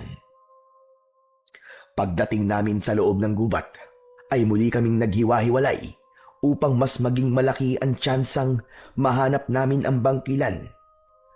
Maingat at alerto kong sinuyod ang kagubatan, mas naging matindi ang kagustuhan kong malaman kung nasaan ang pinagtataguan ng bangkilan dahil hawak niya ang mahal kong si Alma. Kailangan ako makapagligtas kay Alma para magmukha akong bayani sa kanya. Yun ang naisip ko na dapat mangyari. Pagkakataon ko na yun para baguhin ang tingin ni Alma sa akin. Baka sakali na kahit paano ay magkaroon ako ng konting pag-asa sa kanya kapag ako ang nagligtas sa kanya. Sa gitna ng aking paglalakad ay napahinto ako dahil may narinig akong yabag ng paa na papalapit sa aking kinaroroonan. Naningkit ang mga mata ko nang isang tao ang nakita kong papalapit sa akin. Inihanda ko ang sarili ko dahil ang unang pumasok sa utak ko ay yun ang bangkilan. Ngunit habang lumiliit ang distansya ng taong yun sa akin, ay doon ko napagtanto na si Alma pala yun. Patakbo kong sinalubong si Alma. Napahawak siya sa braso ko nang nakalapit na siya sa akin. Bakas sa mukha niya ang pagod at labis na takot. Dumudugo ang braso niya dahil meron siyang sugat doon na halatang mula sa kalmot ng matutulis na kuko. Diyos ko, Alma! Ano nangyari sa'yo? Yung bangkilan. Kinuha niya ako. Dinala niya ako sa lungga niya. Mabuti na lang nagawa akong makatakas. Kung ganun, alam mo kung saan nagtatago ang bangkilan? Oo. Sa ilalim ng lupa siya nagtatago. Kaya nahihirapan kay ni Lolo na makita siya. Nandun din ang ninang mo at ang iba pang mga babaeng nawawala. Buhay pa sila, Berhel. Hindi ko na nga lang sila nagawang isama sa aking pagtakas kasi nagmamadali na ako. Ayos. Salamat sa Diyos. Magandang balita yan, Alma. Salamat dahil buhay pa pala si Ninang. Kaya mo ba akong samahan sa lungga ng bangkilan? Oo, pero nasa na si Lolo? Siya dapat na makipaglaban sa aswang na yun dahil wala kang laban sa kanya. Oo nga pala, no? Si Mang Delpin palang meron sandata na maaaring makapatay sa bangkilan. Pero hindi ko kasi alam kung nasan siya. Naghiwa-hiwalay kami para hanapin ka. Nagkasundo kami ni Alma na hanapin muna ang lolo niya na si Mang Delpin bago kami magtungo sa lungga ng bangkilan. Nagkaroon na rin ako ng takot. Sigurado ko na wala akong laban sa bangkilan na yon dahil wala akong kaalam-alam sa pakikipaglaban sa ganung uri ng nilalang at wala rin akong sandata na ginawa panlaban sa mga aswang. Kahit may sugat, ay naramdaman kong pilit na nagpapakatatag si Alma. Hanggang sa kapwa kami napahinto sa pagtakbo nang makita namin si Mang Delpin na nakikipagpambuno sa bangkilan. Nakahiga na si Mang Delpin sa lupa habang nasa ibabaw niya ang bangkilan. Hawak ni Mang Delpin sa kamay ang kalaban dahil pilit nung inilalapit ang matutulis nitong kuko sa muka ni Mang Delpin. Umiiyak na tinawag ni Alma ang lolo niya. Agad na lumingon si Mang Delpin sa amin. Doon ko napansin na may sugat na siya sa kanyang pisngi. Berhel! Kunin mo ang espada ko! Bilisan mo! Natataranta akong luminga hanggang sa nakita ko ang espada sa hindi kalayuan. Lumapit ako sa espada at nang kukunin ko na yon, ay naalala ko na hindi ko nga pala yun kayang buhatin. Ano pang ginagawa mo? Kunin mo ng espada! Bilisan mo at labanan mo ang bangkilan na ito! Bilisan mo, Berhel! Dahil nanghihina na ako! Pero hindi ko po ito kayang buhatin, Mang Delpin! Subukan mo lang! Huwag ka nang maraming sinasabi! Bilisan mo na!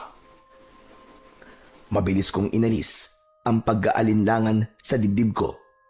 Huminga ko ng malalim at saka ako yumuko para kunin ang espada. Nang lumapat ang mga palad ko sa hawakan nun, ay naramdaman ko ang pagdaloy ng tila maliliit na bultahe ng kuryente sa aking kamay. Mabilis yung kumalat sa aking buong katawan. Pakiramdam ko ay para akong isang bagong tao. Marahan kong inangat ang espada at nanlaki ang mga mata ko dahil sa pagkakataong yun ay nagawa ko na yung buhatin. Hindi na yun napakabigat kagaya nung una. Bagkus ay parang kasing bigat lamang yon ng pangkaraniwang itak. Mang Delpin, tignan nyo! Nagawa ko pong buhatin ang espada nyo! Pero, paano po yun nangyari? Huwag ka na muna magtanong! Patayin mo na ang bangkilan na ito! Bilisan mo! Tumiim ang aking bagag at mas hinigpitan ko ang pagkakahawak ko sa makapangyarihang espada. Mabilis akong tumakbo papunta sa aswang na bangkilan. Nang malapit na ako sa kanya, ay bigla siyang humarap sa akin at malakas siyang umangil. Nakita ko ang matutulis niyang mga pangil na nagbigay sa akin ng takot. Napaatras ako at tatakbo sana ako palayo nang marinig ko naman ang boses ni Alma. Huwag kang tumakbo! Sa suntukan napakagaling mo! Tapos sa aswang takot ka! Napahiya ako sa sinabing yun ni Alma. Doon ko naalala na kailangan ako ang pumatay sa bangkilan at baka sakaling mag-iba ang tingin niya sa akin. Kaya naman, kahit natatakot ako, ay pinilit kong lakasan ang aking loob. Inisip ko na pagkakataon ko na yon para magpakitang gilas kay Alma. Muling sumugod ang bangkilan papunta sa akin. Diretso ko siyang tinignan sa kanyang mga mata. Ngunit nang halos isang dipa na lamang ang layo niya sa akin, ay bigla siyang lumipad paitaas. Pagtingala ko, ay mabilis siyang bumulusok paibaba habang nakaumang ang kanyang mga kuko. Pero imbis na umilag, ay mas pinili kong salubungin ang bangkilan. Nang malapit na siya sa akin, ay iwinasiwas ko sa hangin ang espada at nagawa kong putulin ang isa niyang braso. Muling lumipad paitaas ang bangkilan habang umaalingaw-ngaw ang malakas niyang pagsigaw na wala akong ideya kung dahil ba sa galit o sa sakit. Ano bangkilan? Lilipad ka na lang ba palagi? Diyan ka na lang ba sa taas? O baka natatakot ka na sa akin? Bumaba ka rito! Ipakita mo sa akin ang bangis mo! Maglaban tayong dalawa! Mas lalong lumakas ang pagsigaw ng bangkilan. Bumaba na siya at tumayo siya ilang dipa ang layo sa akin. Mabilis siyang tumakbo papunta sa kinaroroonan ko, kaya inihanda ko ang aking sarili sa pag-atake. Nagkaroon ako ng hinala na muli siyang lilipad, kaya isang ideya ang naisip kong gawin. ibinato ko sa kanya ang espada at tumagos yun sa kaliwa niyang pakpak. Nagkaroon ng malaking butas ang pakpak ng bangkilan, kaya nawalan na siya ng kakayahang makalipad. Agad kong tinakbo ang kinaroroonan ng espada, pero bago ko pa yun tuluyang makuha, ay sinunggaban na ako ng bangkilan sa aking likuran.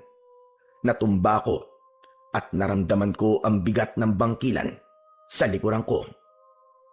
Inunat ko ang aking kamay para abutin ng espada. Halos isang dangkal na lang ang layo ay maaabot ko na yun. Pero hindi ko magawang makagalaw dahil napakabigat ng bangkilan sa likuran ko. Hanggang sa naramdaman ko ang pagkalmot ng bangkilan sa likod ko. Malakas ako napasigaw nang dahil sa labis na sakit at hapdi. Ang buong akala ko ay katapusan ko na ng mga sandaling yon. Pero biglang dumating ang kaibigan kong si Tolome at sinaksak niya sa dibdib ang bangkilan gamit ang dala niyang kawayan na may matulis na dulo. Itinulak ni Tolome ang bangkilan at nang naramdaman kong wala na sa likod ko ang bangkilan, ay mabilis akong gumapang hanggang sa nakuha ko ng muli ang espada. Tol, bilisan mo! Hindi ko na siya kayang pigilan! Ang lakas niya! Agad akong tumayo.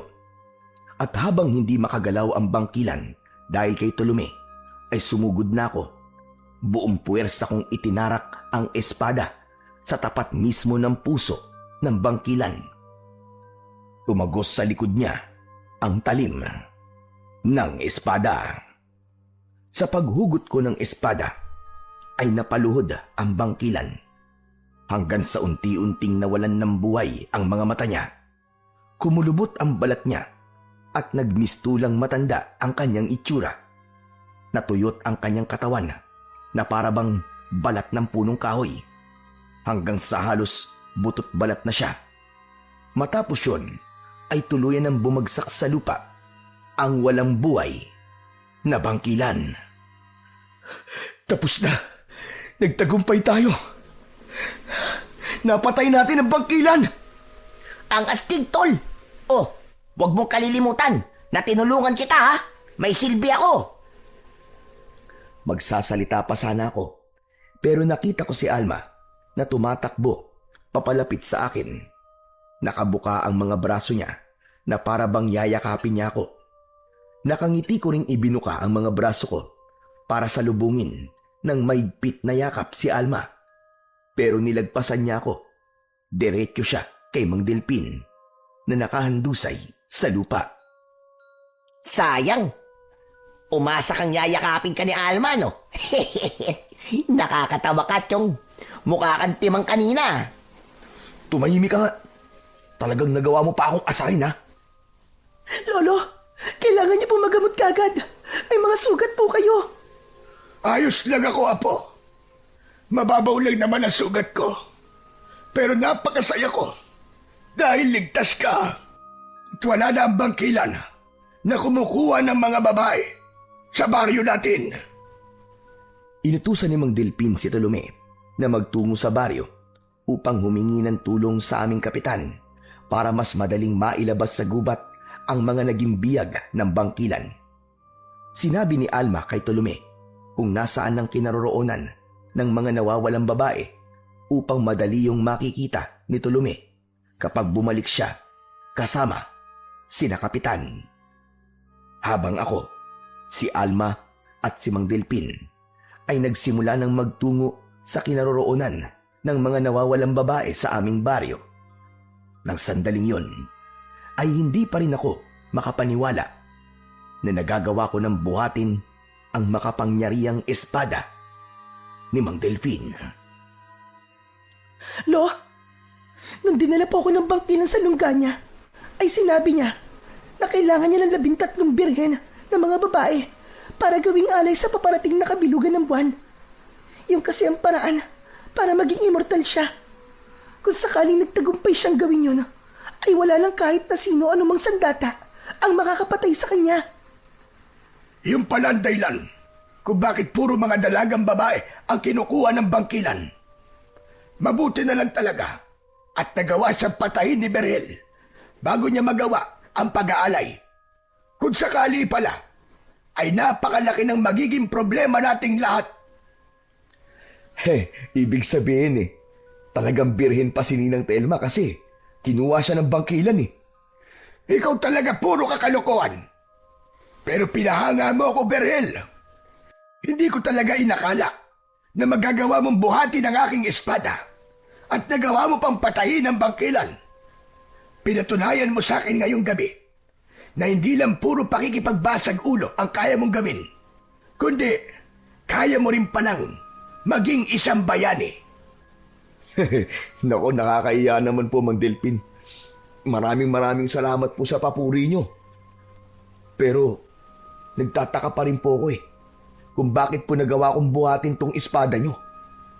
Kanina, sa gitna ng pakikipaglaban ko sa bangkilan, ay nawalan na ng kapangyarihan ng espada.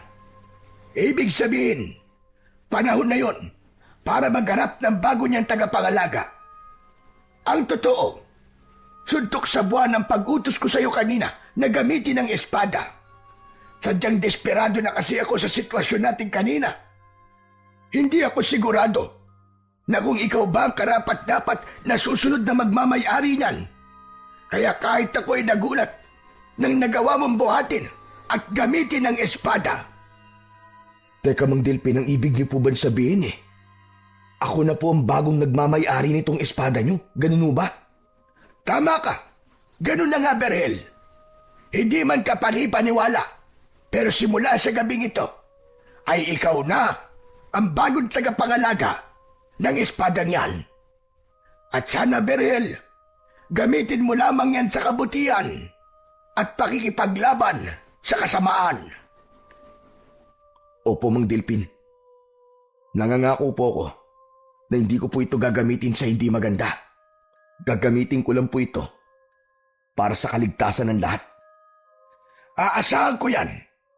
Huwag kang mag-alala dahil ako magtuturo sa'yo kung paano gamitin yan ng tama sa pakikipaglaban. Nandito lang ako hanggang sa matutunan mo ang lahat ng dapat mong matutunan.